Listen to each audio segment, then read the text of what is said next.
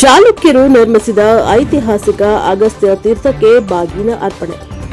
ಬಾದಾಮಿ ಪಟ್ಟಣದಲ್ಲಿ ಚಾಲುಕ್ಯರು ನಿರ್ಮಿಸಿದ ಐತಿಹಾಸಿಕ ಅಗಸ್ತ್ಯ ತೀರ್ಥವು ತುಂಬಿ ಕೋಡಿ ಬಿದ್ದ ಹಿನ್ನೆಲೆಯಲ್ಲಿ ಇಂದು ತಾಲೂಕಾ ಆಡಳಿತ ಮತ್ತು ಬಾದಾಮಿ ನಗರದ ಗುರು ಹಿರಿಯರು ಹಾಗೂ ವಿವಿಧ ಅಧಿಕಾರಿಗಳು ತೀರ್ಥಕ್ಕೆ ಗಂಗಾ ಪೂಜೆ ಸಲ್ಲಿಸಿ ಬಾಗಿನ ಅರ್ಪಣೆ ಮಾಡಿದರು. ಬೆಳಗ್ಗೆ ಸುಮಾರು 11:30 ಸಮಯಕ್ಕೆ ಬಾದಾಮಿ ಪಟ್ಟಣದ ದೊಡ್ಡ ಹನುಮಾನ ಮಂದಿರದಿಂದ ಗಂಗಾ ಪೂಜೆ ಮತ್ತು ಬಾಗಿನ ಅರ್ಪಣೆಗೆ ಮುತ್ತೈದೆಯರು ಮತ್ತು ಬಾದಾಮಿ ನಗರದ ಎಲ್ಲ ಸಮುದಾಯಗಳ ಹಿರಿಯರು ಪಟ್ಟಣದ ಪ್ರಮುಖ ಬೀದಿಗಳಲ್ಲಿ ಮೆರವಣಿಗೆಯ ಮೂಲಕ ಗ್ರಾಮದ ಗ್ರಾಮ ದೇವತೆಗಳಿಗೆ ಬಾಗಿನ ಅರ್ಪಿಸಿ ನಂತರ ಐತಿಹಾಸಿಕ ಅಗಸ್ತ್ಯ ತೀರ್ಥಕ್ಕೆ ಗಂಗಾ ಪೂಜೆಯನ್ನ ಸಲ್ಲಿಸಿ ಬಾಗಿನ ಅರ್ಪಣೆಯನ್ನ ಮಾಡಿದರು. ಬಾದಾಮಿಯ ಶಾಸಕರಾದ ಭೀಮಸೇನ ಚಿಮ್ಮನಕಟ್ಟಿ ಮೈದುಂಬಿದ ತೀರ್ಥಕ್ಕೆ ಗಂಗಾ ಪೂಜೆಯನ್ನ ನೆರವೇರಿಸಿದರು.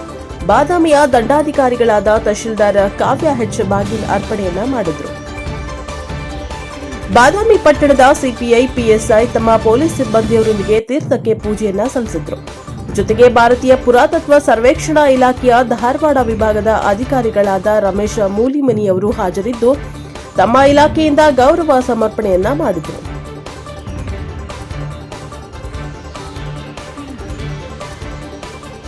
Bureau report Arun Kumar Muchkandi Math, NKS TV4 Bagalkot.